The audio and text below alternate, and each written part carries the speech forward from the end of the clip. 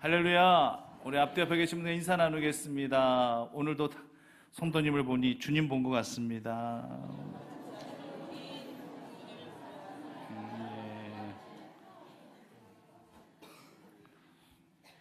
계획을 영어로 표현하면 프로젝트라고 얘기합니다.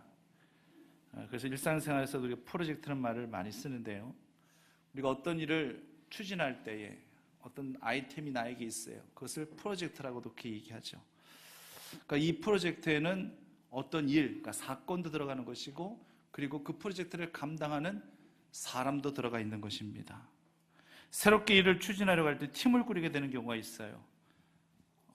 그래서 이제 일반 기업에서는 TF팀이다라고 그렇게 이야기를 합니다. 물론 교회에서는 TF팀이다 이런 표현 안 쓰죠. 그냥 뭐 소위원회를 구성했다라는 정도로 이렇게 표현을 씁니다만은, 이 일반 기업에서는요, 그 회사가 추진하는 그런 그 TF팀에 들어가는 것을 굉장히 영광스럽게 그렇게 생각들을 하게 됩니다. 그만큼 회사에서 나의 가치, 나의 역량을 인정해주고 있다는 거. 이 회사에서 정말 나를 필요로 하고 있구나는 하는 것을 느끼게 되다 보니까 어떤 자긍심 같은 것들도 갖게 되는 것이죠. 그리고 또 그런 팀에 들어가게 되면 승진을 좀 더 빨리 하게 되는 그런 케이스가 되다 보니까 직원들은 그런 TF팀에 들어가는 것을 굉장히 영광스럽게 생각하는 경우가 많습니다. 이 사회는요, 전문성을 요구하고요, 그리고 경험을 굉장히 중요시 여깁니다. 아무나 그런 TF팀에 들어갈 수 있는 것이 아니라 그 프로젝트를 잘 수행할 수 있는 그런 전문성을 가진 사람, 그리고 또 그런 경험들을 가지고 있었다는 할지라면은 그 팀에 들어갈 수 있는 확률이 더 커지는 것이겠죠. 그렇다면 하나님은 과연 어떠할까요? 하나님도 프로젝트를 갖고 계십니다. 그리고 그 프로젝트를 추진하고 완성하기 위하여 지금도 하나님은 사람을 찾고 계시는 거예요. 구약의 하나님, 신약 시대 때 예수님 보신다는다 할지라도 다 사람을 찾고 계시는 거예요. 이미 하나님의 그 완벽한 그 마스터 플랜, 그 프로젝트를 갖고 계신 그 하나님께서, 예수님께서 그것을 추진할 수 있는 그러한 귀한 동력을 얻기 위해서 사람을 애타게 찾고 또 찾으시는 그러한 주님을 우리가 보게 됩니다. 그런데 하나님은요, 전문성과 경험을 가진 사람들만 그렇게 골라서 그렇게 택하지 않습니다. 물론 교회 일이라고 하는 것은요, 전문성 굉장히 중요하고요, 그리고 경험이라는 것도 굉장히 중요합니다. 하지만 이것이 결코 조건이 될 수 없다라는 얘기예요. 경험이 좀 부족하고 전문성이 좀 부족하다는다 할지라도 하나님께서 들어쓰시기에 합당한 기준, 거기에만 부합이 되어지면 하나님은 그 영혼을 찾으시는 겁니다. 인간이 바라보는 가능성이라고 하는 것, 물론 어떤 가능성을 보고 투자를 하기도 합니다만 그 투자에는 분명 실패도 함께 또 확률도 있기 때문에 100% 성공을 보장하기 힘들죠. 그러나 하나님이 바라보시는 가능성이라고 하는 것은 100% 완전합니다. 왜냐하면요, 부족함이 인간에게 보이면은 하나님께서는 그 부족함을 언제든지 채우실 수 있고, 인간에게 있어서 연약함이 드러나 보이게 되면 하나님은 강하게 하실 수도 있는 것이고, 인간에게 어긋남이 보여진다는 할지라도 하나님께서 그것을 고쳐 또 새롭게 쓰실 수 있는 분이시기 때문에 그렇습니다. 그렇기 때문에 사람의 출신 성분도 전혀 문제가 되지 않아요. 과거의 어떤 그 이력 같은 것도 전혀 문제가 되지 않아요. 우리가 이 사울을 우리가 바라볼 때에 우리가 분명하게 알 수 있습니다. 그는 오히려 자신의 출신 성분을 버리게 되죠.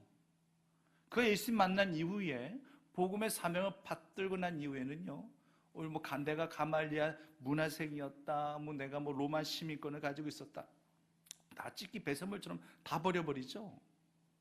그리고 과거 이력이요, 이것은 빨리 삭제시켜야 되는 겁니다. 이거 자꾸만 과거 이력이 자꾸 떠올려지면은요, 그 죄책감 때문에 못 살아요. 사울 같은 경우는 그 예수 믿는 자들을 그냥 핍박하고 받게 하고, 그리고 스데반, 그 초대교회 7집사 중에 한 사람이었던 그 스데반 집사 또 잡아 죽이는데 가장 주동자인 그 역할을 했던 그런 본인이었기 때문에 이 모든 과거의 이력을 잊어야지만 그 모든 사명을 감당할 수 있는 거예요. 하나님 오늘 본문에서 이런 사울을 부르고 계십니다.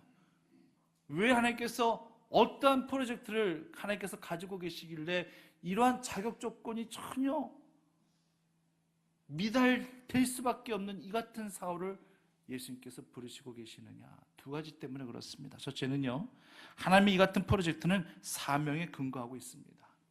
하나님께서 사울을 부르신 이유는 단 하나예요. 사명 때문에 부르셨습니다. 하나님께서 사울을 용서하신 이유는 단 하나입니다. 바로 사명 때문에 용서하셨습니다.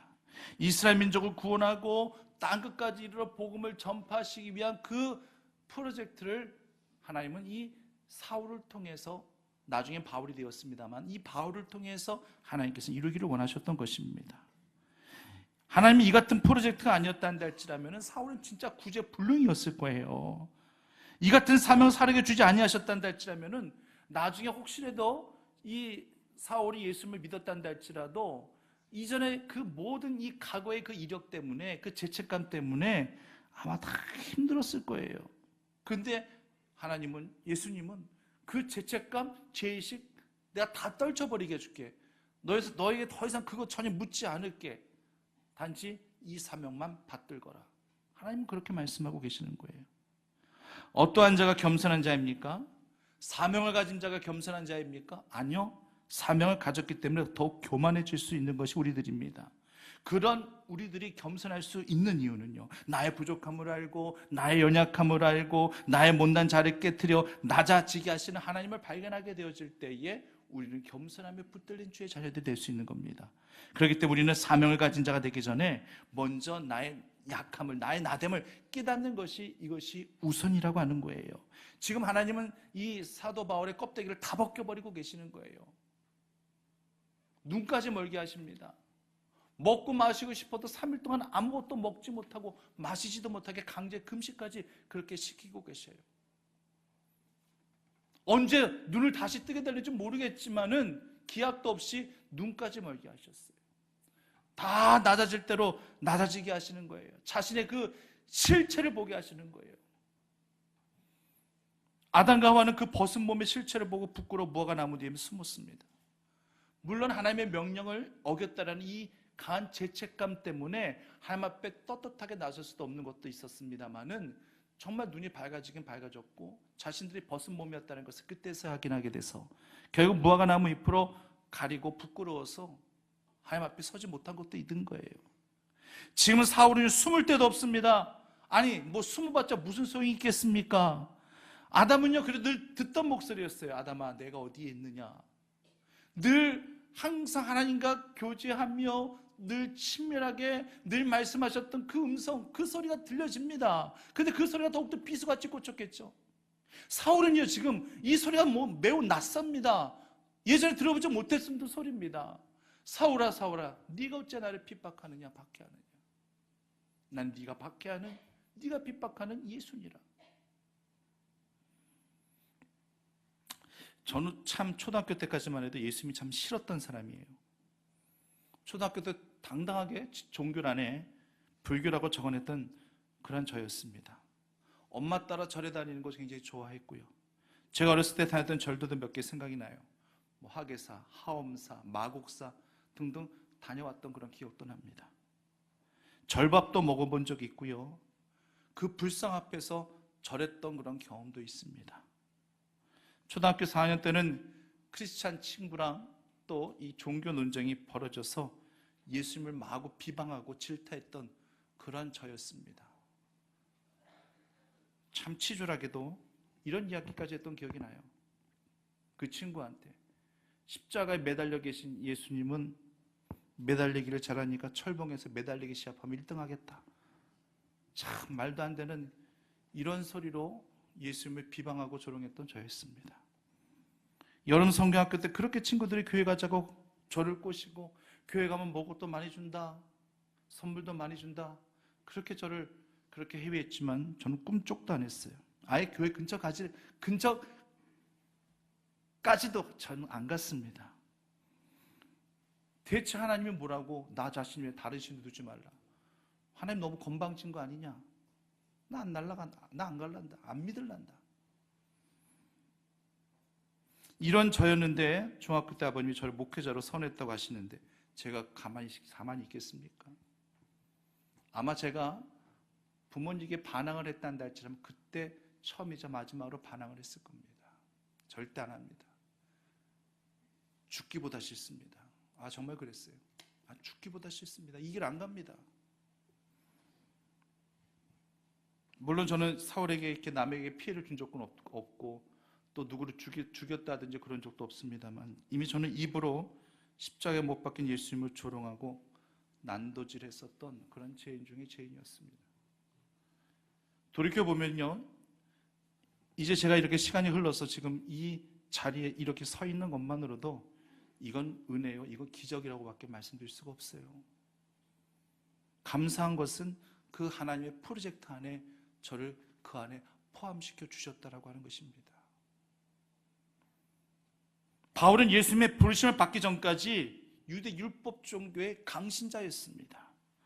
그날도 제사장으로부터 예수 믿는 사람 누구라도 체포할 수 있다라는 이 막강한 권한을 갖고 있는 이 공문서를 가지고 지금 다메섹 도상으로 가고 있는 권한 중이었어요. 검사도요, 체포 영장이 있으면 무서운 게 없습니다. 영장만 있다면 강제로도 범인이든 공범이든 다 체포할 수가 있어요. 하지만 영장이 없으면 강제로 연행이 안 됩니다. 남자 청년들은 한 번쯤 받는 영장이 있죠. 무슨 영장이죠? 군대 입학하는 영장. 그거 별로 달갑게 생각하지 않겠지만 그 군대 영장 딱 받으면은요, 더 이상 피해갈 수도 없어요. 꼭 가야 됩니다. 그만큼 영장이라는 것은 무서운 거예요. 그런데 사울은 이 같은 영장 가지고 있었습니다. 예수 믿는 사람은 누구라도 체포할 수 있는 공문서, 이 영장 가지고 의기양양하게 다메섹으로 가고 있었던 겁니다. 지금 이 중국의 상황이 거의 이런 상황이에요.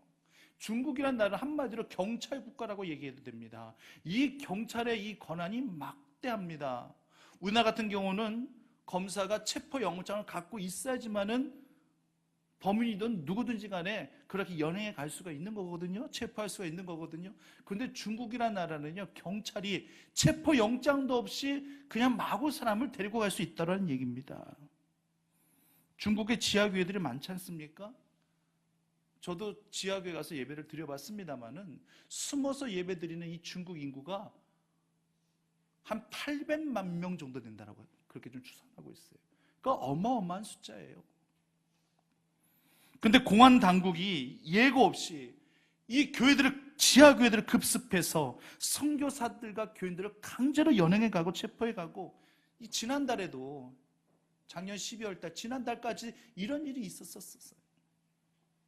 목사는 구금시키고 선교사들은 더 이상 중국 땅에서 선교 활동하지 못하도록 본국으로 다 호송해버리고, 교인들은 더 이상 교회에 출석하지 않겠다라는 서명, 각서 쓰게 하고, 그리고 훈방 조치 다 풀어줘버리고, 한마디로 교회를 공중분해시키겠다는 그런 방침입니다. 그렇다고 해서 이 지하교회 교인들이 신앙을 저버릴 것 같습니까? 그러니까 중국 공안당국이 뭘 모르는 거예요. 우리 거듭난 기독교인들은 핍박과 박해를 받으면 더 자생력을 가지고 생명력을 가지고, 디아스포라, 그 로마의 그 박해가 있었기 때문에 흩어지는 유대인들이 생겨나게 된 것이고, 그들 때문에 이렇게 복음이 온 세계에 널리 퍼지게 된 것을 걔네들은 모르고 있는 거예요. 숨어서라도 12월 25일 성탄 예배를 그 지하교인들이 숨어서도 함께 예배를 올려드렸어요. 그런 난리 치고 있는 그런 마당 가운데, 그런 상황 가운데 속에서도 아기 예수 탄생하신 성탄 예배, 그 예배 드려야 된다고 숨어서 예배 드리는 그 교인들은요, 정말 이 정도 되면 죽기를 각오하고 예배를 드리는 겁니다. 죽기를 각오하고 신앙생활을 하고 있는 거예요. 정말 강한 확신을 가져본다면 이런 상황 속에서도 하나님은 중국을 복음화시키기 위한 위대한 프로젝트를 하나님은 지금도 진행시키고 계실 것입니다. 사울과 같은 주동자가 어떻게 바뀌었습니까? 예수 믿는 사람들을 체포할 수 있는 영장 가지고 있던 그였지만, 그가 이제 예수 그리스도를 만난 이후로는 예수 그리스도 믿고 구원 얻을 수 있는 이 복음의 영장 가지고 이제 사람들을 대하게 된 것처럼, 그렇게 바뀌어졌던 것처럼, 아마 지금의 중국 땅에도 사울 같은 자를 하나님이 주목하시고 그를 통해 중국을 변화시켜 나가실 위대한 프로젝트를 계속 진행시켜 나가실 줄 분명히 믿습니다. 둘째, 하나님의 프로젝트는요, 아주 세밀하게 진행됩니다. 하나님은 정말 주도 면밀하신 분이에요. 창조 사역을 본다 할지라도 분명히 알 수 있습니다. 세상이 창조되기 전 이미 하나님은 이 온 우주의 산나만상 이 모든 것들을 다 디자인하고 계셨고 다 계획하고 계셨던 겁니다. 땅과 강은 식물을 위해서 존재하게 했고요, 그리고 바다는 생물을 위해서 존재하게 했고요, 식물은 동물을 위해서, 또 땅과 강과 바다와 식물과 동물은 또 인간을 위해서, 또 땅과 강과 바다와 식물과 동물과 인간은 모두 하나님을 위해서 생존하고 살도록 계획하셨던 분이 바로 하나님이셨습니다. 그럼 모든 프로젝트의 원조는 누가 되는 거예요? 하나님이신 겁니다. 절대로 하나님은요 충동적으로 즉흥적으로 만들거나 그러지 아니하셨어요. 오늘 첫째 날에 뭐 만들어 볼까? 오늘 넷째 날에는 뭐 만들어 볼까? 동물이나 만들어 볼까? 새나 만들어 볼까? 에이, 짐승이나 만들지 뭐. 이런 식으로 주먹구구식으로 그런 식으로 이 세상 창조하신 것이 절대 아니에요. 첫째 날, 둘째 날, 셋째 날, 넷째 날, 다섯째 날, 여섯째 날, 일곱째 날, 하물며 쉬시는 안식하는 그 시간들까지 다 하나님 완벽한 그런 프로젝트를 가지시고 그렇게 세상을 창조하신 거예요. 먼저 공간을 만들어 놓으시고 그 공간 안에 들어갈 그 모든 생물들을 또 그 이후에 또 만들어 놓으시고 모든 조건들을 완벽하게 만들어 놓으신 다음에 마지막에 인간을 만드셨던 그 하나님의 이 모든 창조 섭리를 우리가 이해해야 될 것입니다. 방주도요 기가 막히잖아요.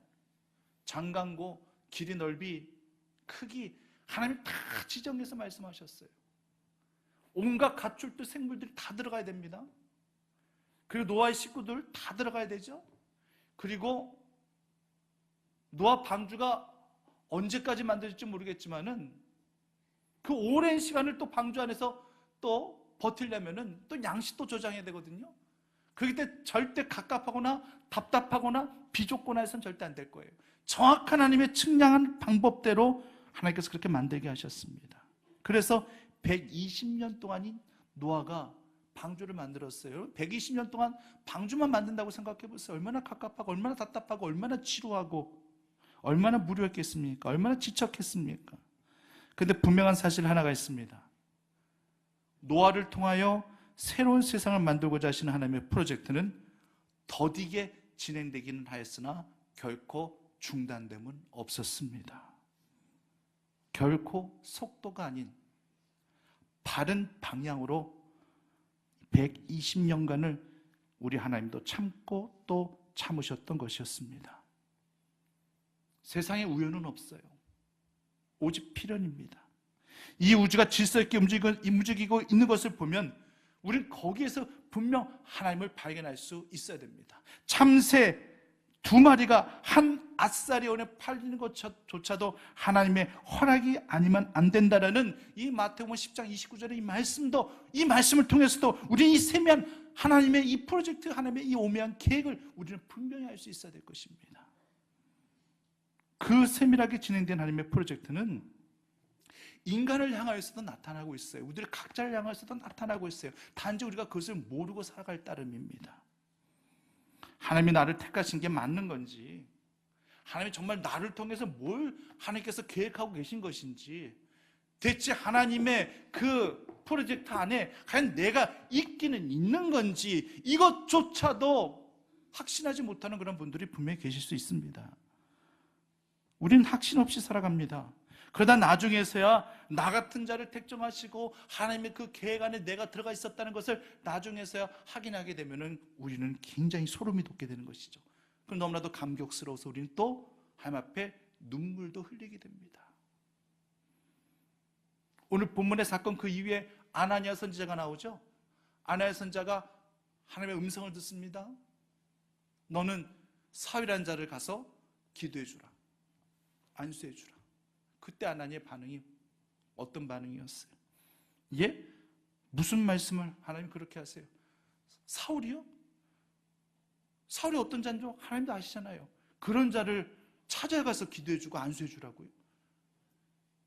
우리 크리스찬들을 핍박하고 박해하는 우리가 제거의 블랙리스트에 올라가 있는 그런 자를 제가 만나라고요? 아나니아 선지자도 놀라는 거죠. 왜? 하나님의 프로젝트, 하나님의 계획을 모르니까. 그때 하나님께서 이 아나니아 선지자에게 들려주신 그 말씀이 15절 말씀이에요. 자막을 함께 같이 읽겠습니다. 주께서 이르시되 가라. 이 사람은 내 이름을 이방인과 임금들 이스라엘 자손들에게 전하기 위한 택한 나의 그릇이라. 사울을 향한 이 프로젝트는 지금 당사자인 사울도 모르고요, 선지자인 아나니아도 몰라요. 누구만 알고 계시는 겁니까? 하나님만 알고 계시는 거예요. 하나님만 알고 계셔요. 사울이 예수님의 음성을 들었죠? 사울이 들은 예수님의 음성은 두 마디예요. 사울아 사울아 내가 나를 왜 핍박하느냐? 난 네가 박해하는 예수니라. 그 첫 마디. 두 번째 마디가 뭐였어요? 시내로 들어가서 사람 만날 준비하라는 얘기예요. 이 두 가지 이 음성만 들었어요. 여러분, 이 두 가지 음성만 듣고 나서 사도 바울은 3일 동안 강제 금식을 하게 됩니다. 3일 동안 아무것도 먹지도 못하고 마시지도 못해요.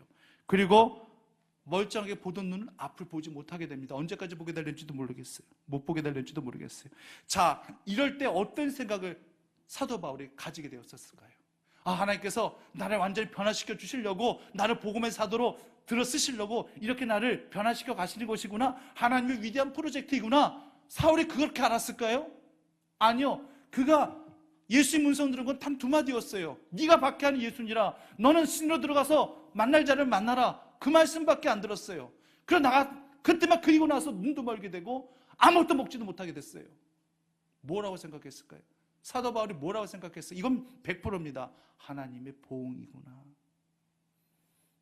내 하나님의 지은 죄가 있다 보니 내가 그렇게 유대인들을 핍박하고 박해하고 크리스찬들을 핍박하고 박해하고 하나님의 선지자, 하나님의 그 집사, 스데반 집사도 내가 잡아 죽이기까지 하고 주동하고 그러다 보니까 하나님께서 나에게 이런 보응을 주시는 것이구나.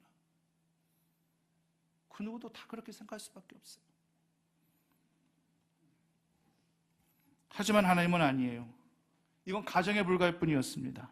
하나님의 프로젝트의 완결판이 아니었습니다. 이건 중간 점검이었습니다. 사람을 다루어 만들어 가시는 그런 가정 중에 있는 것이었습니다. 근데 인간은 어떻게 생각하나요? 여기가 끝인가 보. 내가 이렇게 아픔 당하고 고난 당하는 거 보니 이제 모든 것이 끝났구나. 인간은요, 여기까지밖에 생각 못해요. 성도님들, 지금 몰라도 괜찮습니다. 나를 향한 하나님의 계획 솔직히 잘 몰라도 괜찮아요. 우리 눈에 확연하게 보여주시면 좋겠는데 내 눈에 안 보여지니 참 답답하다고 느끼실 분도 분명히 계실 겁니다. 하지만 내 눈에 안 보인다고 해서 하나님의 계획이 절대 없는 건 아닙니다. 예수님이 예루살렘 입성하시기 전에 제자들에게 너는 맞은편 마을로 가서 나귀 새끼가 하나 묶여져 있을 텐데 그거 한번 끌고 오너라. 주님께서 쓰시겠다 하신다는 날쯤 주인이 아마 순순히 풀어주게 될 것이다.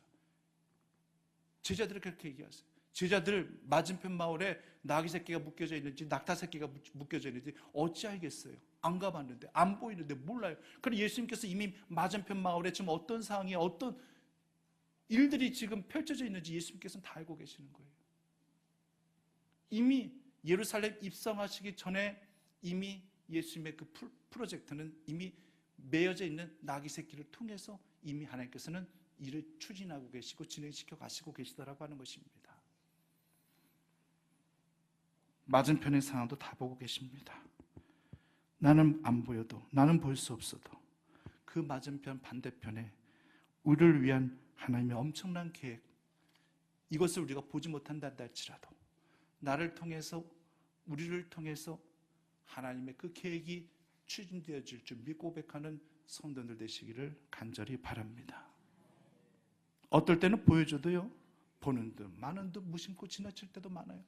분명히 하나님께서 보여주셨는데도 별 생각 없이 보다 보니까 나중에 언제 저한테 보여주셨어요? 저 못 봤는데요? 내가 너한테 보여줬는데.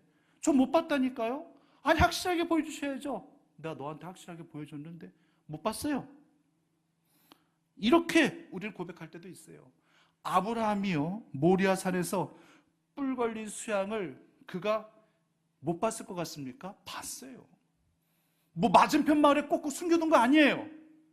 고개만 들면 언제든지 보이는 곳에 뿔 걸린 수양이 있었어요. 분명히 보았을 것입니다. 그런데 보아도 본 게 아니죠. 지금 그거 보고 뭘 어떻게 지금 확인할 그런 마음의 여유가 없어요. 지금 제단의 제물로 바쳐야 할 이삭밖에는 눈에 안 보이는 거예요. 그러나 그도 분명히 뿔거리 수양을 봤을 것입니다. 나중에 하나님께서 이삭 대신에 바쳐질 제물, 그 양을 보라 하셨기 때문에 그때 정확하게 보았을 뿐이지, 그때 이제 의미 있게 다가왔을 뿐이지, 이미 봤긴 봤을 거예요. 그런데 나하고 무슨 의미야? 나하고 무슨 상관이야? 이렇게 생각하니까 봐도 본 게 아니란 얘기죠. 하지만 이삭 대신에 바쳐질 제물이었습니다. 그러니 아브라함에게도 얼마나 의미가 있었겠습니까? 멀리 있는 것도 아니에요. 눈만 들면 보이는 곳에 하나님께서 준비시켜 놓으셨거든요. 근데 인간이 이렇게 놓쳤으면서도 하나님 앞에 투덜거려요. 내가 언제 봤냐고. 못 봤다고. 왜 안 봤는데 왜 봤다고 보여주셨다고 그러시냐고. 그게 바로 인간이에요. 저는 빌립보서 1장 6절 말씀을 참 좋아합니다. 뭐 하나의 말씀 다 좋지만 1장 6절 말씀, 이 한 절 말씀이 우리 각자를 향하신 하나님의 프로젝트가 이 말씀에 다 담겨져 있는 거예요. 같이 함께 고백해 보실까요? 함께 고백하시겠습니다. 너희 안에서 착한 일을 시작하신 그리스도 예수의 날까지 이루실 줄을 우리는 확신하노라. 아멘. 우리를 향하신, 우리 각자를 향하신 하나님의 프로젝트는 완료형이 아니라 지금 현재 진행형입니다. 저는 어린 아이, 갓난 아기를 엄마 품에서 재우는 그런 어머니의 모습을 보면서 우리를 향하신 하나님의 프로젝트를 다시 한번 되새겨 봅니다. 이 갓난 아기는요, 이 잠잘 때, 그때 놓치면 참 재우기 힘들어요. 그 잠잘 때를 놓치면 어린아이들은요, 칭얼거립니다. 그렇기 때문에 낮잠을 재울 때든 아니면은 밤에 잠을 재울 때든지 간에 그 엄마는 제일 먼저 하는 일이 이 아이를 품에 안고 젖을 먹이면서 재우는 거예요. 이게 제일 급선무예요. 그렇게 아이를 재워놓은 다음에 그때 이제 아이가 자는 그동안에 일을 하게 되는 겁니다. 집안일을, 밀린 집안일을 하게 되고 또 아이에 관련된 일도 하게 되죠. 예를 들어서 뭐 아이 빨래도 할 수도 있고 아이 옷장 같은 것도 정리도 할 수 있고 또 아이에게 먹이 이유식 같은 것도 또 그렇게 만들어 준비할 수도 있고 또 육아를 위한 또 책도 또 볼 수도 있는 것이고, 이 엄마는 아이를 위한 분명한 프로젝트를 가지고 준비하고 있는 거죠. 근데 아이는 몰라요. 모르죠. 잠들어 있으니까. 엄마 품에서 잠든 것 같은데 홀로 자고 있는지 엄마 품에서 자고 있는지 그것조차도 모르는 거예요. 분명한 사실은 아이가 인식하지 못하고 있는 그런 상황 가운데 속에서도 그 아이를 위한 엄마의 프로젝트는 그 엄마의 손길을 통해서 계속 준비되어지고 있다고 하는 것입니다. 우리를 향한 하나님의 프로젝트가 바로 이렇습니다. 우리가 인식하지 못한다 할지라도, 우리가 잘 알지 못한다 할지라도 하나님이 지금 우리를 통해서 하나님의 위대한 사역들을 지금 진행시키고 계시다는 사실을 기억하시기를 간절히 바랍니다. 사울도 몰라요. 사울은 앞도 보이지 않고 아무것도 먹지 못한 그렇게 상태에 놓여져 있어요. 그래도 사울 향한 프로젝트는 지금 시작이에요.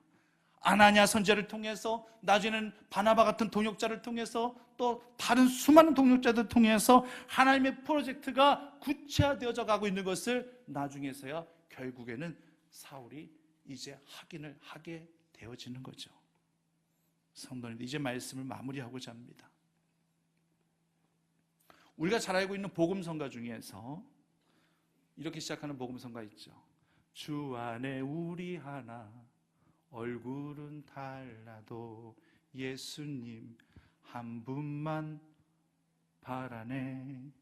계속 하면 좋겠지만 중간에 가사 까먹을까 봐 다 못하겠고 시간 관계상 기대라는 복음성가예요. 이 마지막 후렴구에 이런 가사가 있죠. 주님 우리를 통해 계획하신 일, 너를 통해 하실 일 기대해. 주님 우리를 통해 계획하신 일, 너를 통해 하실 일 기대해. 설교를 준비하면서 한 주간 하나님을 묵상하면서 계속 떠오르는 찬양이었어요. 그럼 계속 이런 기도가 나왔습니다. 하나님, 이 부족한 나를 통해 뭘 준비하고 계신 건데요? 하나님의 기대를 저버리지 않는 하나님의 프로젝트 안에 늘 들어가 있는 종이 되게 해달라고 이 기도를 하나님 앞에 올려드리는데 자연스럽게 주님 앞에 무릎을 꿇을 수밖에 없었습니다. 충북교회를 통하여 계획하고 계신 일들이 무엇입니까? 이 일이 결코 하나님의 기대를 저버리지 않는 교회가 되게 해주십시오. 우리 교회 성도들 모두 다 각자가 우리 각자를 통하여 행하시는 하나님의 프로젝트를 분명히 깨달아 알게 해달라는 그런 기도를 하나님 앞에 올려드릴 수밖에 없었습니다. 신령 기도문을 손에 들고 간절히 성도님들의 기도 제목을 눈으로 보며 기도를 올려드리면서 이 마음을 결코 치울 수가 없었습니다. 사랑하는 성도님들, 분명히 확신하십시오.